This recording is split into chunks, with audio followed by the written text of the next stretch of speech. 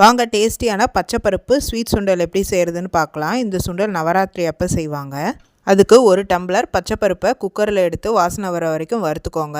வறுத்த பருப்பை 2-3 தடவை கழுவிட்டு வடிகட்டி வச்சுருங்க.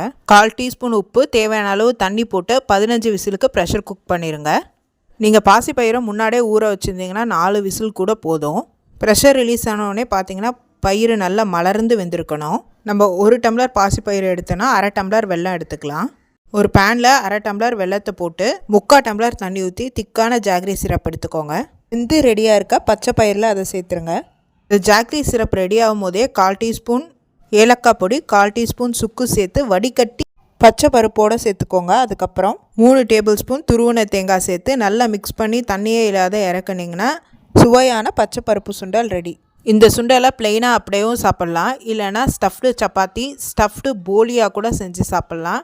நீங்கள் எப்படி சாப்பிடுவீங்கன்னு சொல்லுங்கள். நான் இந்த 3 டைப்லையுமே சாப்பிடுவேன். Happy cooking, healthy living.